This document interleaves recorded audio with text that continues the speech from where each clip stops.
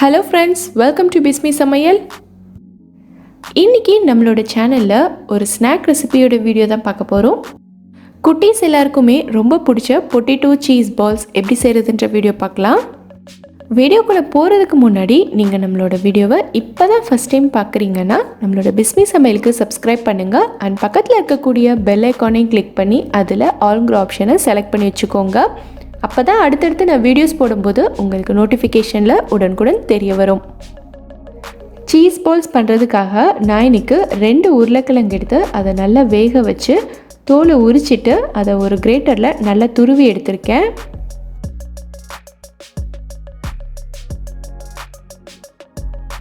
அது கூட 1 table spoon அளவுக்கு கார்ன்ஃப்ளவர் சேர்த்துக்கிறேன். 1 டீஸ்பூன் அளவுக்கு பெப்பர் பவுடர், 1/2 டீஸ்பூன் அளவுக்கு சீரகத்தூள், தேவையான அளவுக்கு உப்பு, அப்புறம் கொஞ்சமாக கொத்தமல்லி இலை. இப்போ இது எல்லாத்தையும் நம்ம ஒன்றா கலந்துடலாம். இந்த ரெசிபிக்கு நீங்கள் உருளைக்கிழங்கு பாயில் பண்ணும்போது உருளைக்கிழங்கு வெந்த உடனே தண்ணியிலேருந்து தனியாக எடுத்து வச்சுடுங்க. அந்த தண்ணியிலேயே ரொம்ப நேரம் விட்டுறாதீங்க. ரொம்ப நேரம் நீங்கள் தண்ணியிலேயே போட்டு வச்சுருந்தீங்கன்னா நம்ம மேஷ் பண்ணும்போது உருளைக்கிழங்கு ஒரு மாதிரி ரொம்ப தண்ணியாக இருக்கும். அது இந்த ரெசிபிக்கு செட் ஆகாது. ஸோ நீங்கள் உருளைக்கிழங்கு பாயில் பண்ணும்போது ரொம்ப கவனமாக இருக்கணும். இப்போது இந்த மாதிரி நல்லா மிக்ஸ் பண்ணிட்டேன்.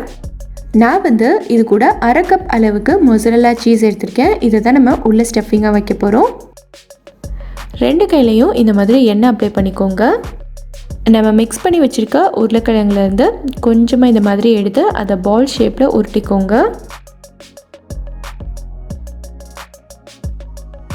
இப்போது இதோட சென்டரில் நம்ம இந்த மாதிரி சீஸ் வச்சுக்கலாம்.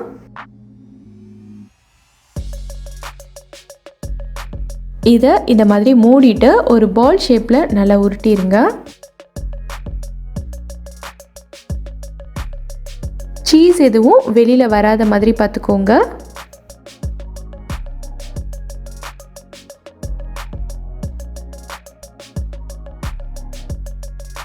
லைட்டாக ப்ரெஷர் கொடுத்து இந்த மாதிரி உருட்டிக்கோங்க. இப்போ இதை தனியாக வேற ஒரு பிளேட்டில் வச்சிடலாம்.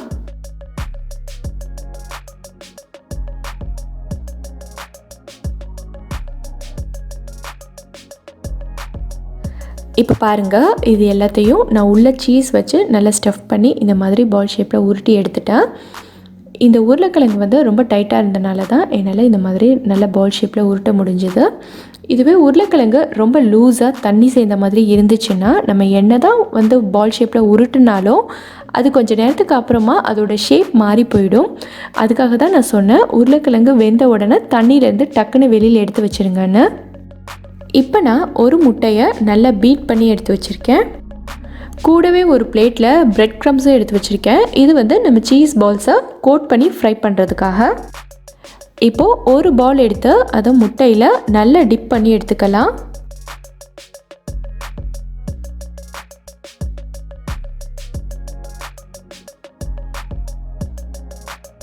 இப்போது அதை எடுத்து பிரெட் க்ரம்ஸில் நல்லா கோட் பண்ணிக்கலாம். மறுபடியும் அதை முட்டையில் போட்டு நல்லா டிப் பண்ணி எடுத்துக்கலாம். மறுபடியும் பிரெட் க்ரம்ஸில் சேர்த்து நல்லா கோட் பண்ணிக்கோங்க.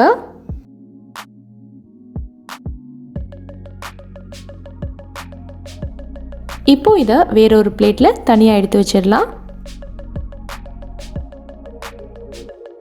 இதே மாதிரி நான் எல்லா பால்ஸையும் முட்டையில் டிப் பண்ணி பிரெட் க்ரம்ஸில் கோட் பண்ணி எடுத்துக்கிறேன்.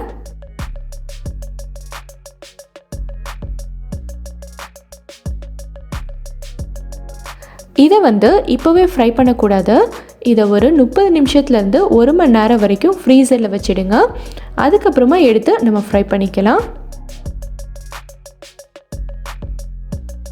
இப்போது 1 மணி நேரத்துக்கு அப்புறமா நான் ஃப்ரீசர்லேருந்து எடுத்துட்டேன். பாருங்கள், இந்த மாதிரி கொஞ்சம் ஹார்டாக இருக்குது. நம்ம ஃப்ரை பண்ணுறதுக்கு கொஞ்சம் ஈஸியாக இருக்கும். ஒரு கடாய் நல்லா காஞ்சதும் அதில் தேவையான அளவுக்கு எண்ணெய் சேர்த்து நல்லா சூடு பண்ணியிருக்கேன். எண்ணெய் நல்லா சூடானதுக்கப்புறமா நம்மளோட சீஸ் பால்ஸை உள்ளே சேர்த்துடலாம்.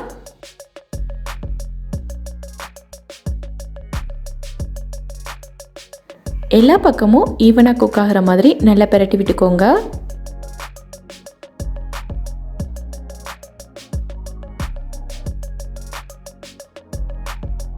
இப்போது இந்த எண்ணெயில் இருக்க பபிள்ஸ் எல்லாம் நல்லா அடங்கினதுக்கப்புறமா நம்ம வெளியில் எடுத்துடலாம்.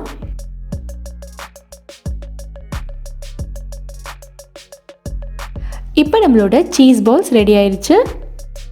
இதை நான் இப்போ உங்களுக்கு காட்டுறேன் பாருங்கள் எவ்வளோ சீஸியாக இருக்குன்னு. இதே மாதிரி நீங்களும் உங்கள் வீட்டில் சீஸ் பால் செஞ்சு பாருங்கள். உங்கள் வீட்டு குட்டீஸ் எல்லாருக்கும் ரொம்ப பிடிக்கும். இந்த புட்டிங் செய்கிறதுக்கு நம்ம முட்டை சேர்க்க போகிறதில்ல, அவன் யூஸ் பண்ண போகிறதில்ல. ஸோ சிம்பிளான மெத்தடில் வீட்டில் இருக்கக்கூடிய பொருட்கள் வச்சு ஒரு சூப்பரான புட்டிங் ரெசிபி எப்படி செய்கிறதுன்னு பார்க்கலாம். இது செய்கிறதுக்கு நம்ம ஃபஸ்ட்டு சுகரை கேரமலைஸ் பண்ணிடலாம். இந்த பேனில் 1/2 கப் அளவுக்கு சுகர் சேர்த்துக்கிறேன். கூடவே 1 டேபிள் ஸ்பூன் அளவுக்கு தண்ணி சேர்த்துக்கிறேன். தண்ணி கொஞ்சம் அதிகமாக சேர்த்துட்டோன்னா நம்ம சுகர் கேரமலைஸ் ஆகி வர்றதுக்கு கொஞ்சம் டைம் எடுத்துக்கும். ஸோ அதனால் 1 டேபிள் ஸ்பூன் மட்டும் சேர்த்துக்கோங்க. ஸ்டவ்வை நல்லா குறைச்சி வச்சுக்கோங்க. ஸ்டவ்வை நல்ல லோ ஃப்ளேமில் வச்சுட்டு இந்த மாதிரி நல்லா கலந்து விட்டுட்டே இருங்க. நல்ல சூடாக சூடாக நம்ம சேர்த்த சுகரோட கலர் நல்லா சேஞ்ச் ஆகிட்டே வரும். கலந்து விட்டுட்டே இருங்க. இப்போ பார்த்தீங்கன்னா ஃபுல்லாக கலர் சேஞ்ச் ஆகிடுச்சு.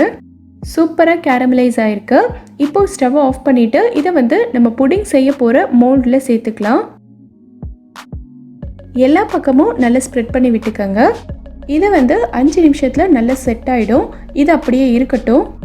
இந்த பிளேட்டில் நான் 12 மேரி பிஸ்கெட் எடுத்திருக்கேன். இதை வச்சு தான் நம்ம புடிங் பண்ண போகிறோம். இப்போது இதை ஒரு மிக்ஸி ஜாரில் நம்ம சேர்த்துக்கலாம். இந்த புடிங்க்கு இந்த பிஸ்கெட் மட்டும்தான் எடுக்கணும்னு கிடையாது. க்ரீம் இல்லாத எந்த பிஸ்கெட் வேணாலும் நீங்கள் சேர்த்துக்கலாம். உங்களுக்கு சாக்லேட் ஃப்ளேவர் வேணும்னா சாக்லேட் பிஸ்கெட்ஸ் கூட நீங்கள் சேர்த்துக்கலாம். பட் அதில் க்ரீம் இருக்கக்கூடாது. இப்போது இதை நம்ம நல்ல ஃபைன் பவுடரை அரைச்சி எடுத்துக்கலாம். இப்போ பார்த்தீங்கன்னா இந்த மாதிரி நல்லா நைஸாக அரைச்சாச்சு. இந்த கடாயில் நான் 2 கப் அளவுக்கு பால் சேர்த்துக்கிறேன். இந்த பால் 1/2 லிட்டர் நல்ல திக்கான பாலாக எடுத்துக்கோங்க. இந்த பாலை நம்ம தண்ணி சேர்க்காம நல்லா காய்ச்சிக்கலாம். இப்போ இதோட நான் 1/2 கப் அளவுக்கு சுகர் சேர்த்துக்கிறேன். சுகர் சேர்த்துட்டு நல்லா கலந்து விட்டுக்கோங்க. இந்த பால் நல்லா கொதிச்சு வரணும். இந்த பால் நல்லா கொதிக்கட்டும். இந்த டைமில் நம்ம கஸ்டர்ட் பவுடர் கரைச்சிக்கலாம். இந்த பவுலில் 2 டேபிள் ஸ்பூன் அளவுக்கு கஸ்டர்ட் பவுடர் சேர்த்துக்கிறேன். இது கூட 1/2 கப் அளவுக்கு தண்ணி சேர்த்துக்கிறேன். தண்ணி சேர்த்துட்டு இதை கட்டி இல்லாமல் நல்லா ஸ்மூத்தாக கரைச்சிக்கலாம். நிறைய பேர் நம்ம வீடியோவோட கமெண்ட்ஸில் கேட்டிருந்தீங்க கஸ்டர்ட் பவுடர் எங்கே கிடைக்கும், என்ன பிராண்ட் வாங்கணும் அப்படின்னு. இந்த கஸ்டர்ட் பவுடர் பெரும்பாலும் எல்லா சூப்பர் மார்க்கெட்லேயுமே கிடைக்கும். என்ன பிராண்ட் கிடைச்சாலும் அதை நீங்கள் வாங்கி யூஸ் பண்ணிக்கலாம். இப்போ பார்த்தீங்கன்னா இந்த மாதிரி நல்லா கட்டி இல்லாமல் கரைச்சாச்சு. இப்போ பார்த்தீங்கன்னா நம்ம பாலும் இந்த மாதிரி நல்லா கொதிச்சு வந்துருச்சு. சைடில் இருக்கிறதெல்லாம் இந்த மாதிரி நல்லா எடுத்து விட்டு கலந்துக்கோங்க. இப்போ நம்ம கரைச்சி வச்சுருக்க கஸ்டர்டை இது உள்ளே சேர்த்துடலாம். சேர்க்கும்போது ஒரு தடவை இந்த மாதிரி நல்லா கலந்து விட்டுட்டு அப்புறமா சேர்த்துக்கோங்க. சேர்த்துட்டு கைவிடாமல் இந்த மாதிரி நல்லா கலந்து விட்டுட்டே இருங்க. கஸ்டர்ட் பவுடர் சேர்த்ததுக்கு அப்புறமா நம்ம பால் நல்லா திக்காகி வரும். இப்போ பார்த்தீங்கன்னா இந்த மாதிரி இருக்கு. இப்போது நம்ம அரைச்சி வச்சுருக்க பிஸ்கட் பவுடரை இது உள்ளே சேர்த்துடலாம். சேர்த்துட்டு கைவிடாமல் நல்லா கலந்து விட்டுட்டே இருங்க. இல்லைனா கட்டி கட்டியாக அங்கங்கே நின்றுக்கும். கைவிடாமல் நல்லா கலந்து விட்டுட்டே இருந்தீங்கன்னா எந்த கட்டியும் இல்லாமல் நல்லா ஸ்மூத்தாக வரும். இந்த மாதிரி நல்லா கட்டி இல்லாமல் கரைச்சி விட்டுருங்க. இது இன்னும் 1 நிமிஷத்துக்கு நல்லா குக் ஆகட்டும். இப்போ பார்த்தீங்கன்னா இந்த கன்சிஸ்டன்சியில் இருக்குது. இப்போது ஸ்டவ் ஆஃப் பண்ணிக்கோங்க. இப்போது இதை நம்ம கேரமல் செட் பண்ணி வச்சுருந்த அதே மோல்டில் ஊற்றிக்கலாம். இப்போது இதை ஒரு அலுமினியம் ஃபாயில் வச்சு இந்த மாதிரி நல்லா டைட்டாக மூடிடுங்க. அலுமினியம் ஃபாயில் இல்லை அப்படின்னா இதை நல்ல ஒரு டைட்டான மூடி போட்டு க்ளோஸ் பண்ணிவிடுங்க. அப்போ தான் நம்ம வேக வைக்கும் போது அந்த தண்ணி எதுவும் உள்ளக்க போகாமல் இருக்கும். இதை இப்போ நம்ம வேக வைக்க போகிறோம். இந்த மாதிரி ஒரு கடாய் வச்சுருக்கேன். இதில் அடியில் நம்ம கொஞ்சமாக தண்ணி சேர்த்துக்கலாம். தண்ணி சூடானதுக்கப்புறமா இந்த மாதிரி ஒரு ஸ்டாண்ட் வச்சுக்கிறேன். இந்த மாதிரி ஸ்டாண்ட் இல்லை அப்படின்னா ஒரு சின்ன தட்டு அப்படி இல்லைன்னா ஒரு கிண்ணத்தை கவுத்தி வச்சுடுங்க. இப்போ நம்மளோட பவுலை இது உள்ளே வச்சிடலாம். இது மேலே தண்ணி படாமல் இருக்கிறதுக்காக ஒரு பிளேட் வச்சுக்கிறேன். இப்போது இதை மூடி ஸ்டவ்வை வந்து மீடியம் ஃப்ளேமில் வச்சு 30 நிமிஷத்துக்கு அப்படியே விட்டுருங்க. 30 நிமிஷத்தில் நம்ம புட்டிங் வந்து சூப்பராக வெந்துடும். 30 நிமிஷத்துக்கு அப்புறமா நம்ம ஸ்டவ் ஆஃப் பண்ணிக்கலாம். இதை இப்போ ஓப்பன் பண்ணிவிட்டு நம்ம உள்ளே வச்சுருந்த பவுலை வெளியில் எடுத்துக்கலாம். எடுக்கும்போது கொஞ்சம் கவனமாக ஒரு துணி வச்சு எடுத்துருங்க, ரொம்ப சூடாக இருக்கும். இந்த ஃபாயிலை இப்போ ஓப்பன் பண்ணி பார்க்கலாம். இது வந்து கரெக்டாக வெந்திருக்கான்னு பார்க்கறதுக்காக ஒரு குச்சி அப்படி இல்லைன்னா இந்த மாதிரி ஒரு கத்தி விட்டு பார்க்கலாம். கத்தி வந்து ரொம்ப க்ளீனாக வந்திருக்கு பாருங்கள். ஸோ இது வந்து கரெக்டாக குக் ஆகிருக்கு. இது வந்து நல்லா ஆறுனதுக்கப்புறமா நீங்கள் எடுத்து ஃப்ரிட்ஜில் வச்சுருங்க. நல்லா சில்லுன்னு ஆனதுக்கப்புறம் எப்போ உங்களுக்கு சர்வ் பண்ணணுமோ அப்போ வெளியில் எடுத்து டீமோல்ட் பண்ணிக்கோங்க. ரொம்ப ஈஸியாக எடுக்க வரும். ஒரு பிளேட்டை அது மேலே போட்டுட்டு திருப்பினீங்கன்னா ரொம்ப ஈஸியாக வந்துடும். இப்போ பார்த்தீங்கன்னா ரொம்ப சூப்பராக ரொம்ப சாஃப்டாக நம்மளோட கேரமல் புட்டிங் ரெடி ஆகிடுச்சு. இதை வந்து உங்களுக்கு வேண்டிய ஷேப்பில் நீங்கள் வந்து கட் பண்ணிக்கோங்க. அவ்வளோதான். இந்த சூப்பரான கேரமல் புட்டிங் ரெசிபியை நீங்களும் ட்ரை பண்ணி பாருங்கள். ட்ரை பண்ணிவிட்டு எப்படி வந்ததுங்கிறத கீழே இருக்கக்கூடிய கமெண்ட் பாக்ஸில் எனக்கு சொல்லுங்கள். இந்த வீடியோ பிடிச்சிருந்தா லைக் பண்ணுங்கள். உங்கள் ஃப்ரெண்ட்ஸ் உங்கள் ஃபேமிலி மெம்பர்ஸ் கூட இந்த வீடியோவை ஷேர் பண்ணுங்கள். மறக்காமல் நம்ம பிஸ்மி சமையலுக்கு சப்ஸ்கிரைப் பண்ணிவிட்டு பக்கத்தில் இருக்கக்கூடிய பெல் ஐக்கானை கிளிக் பண்ணி அதில் ஆல் ஆப்ஷனையும் செலக்ட் பண்ணுங்கள். தேங்க்யூ.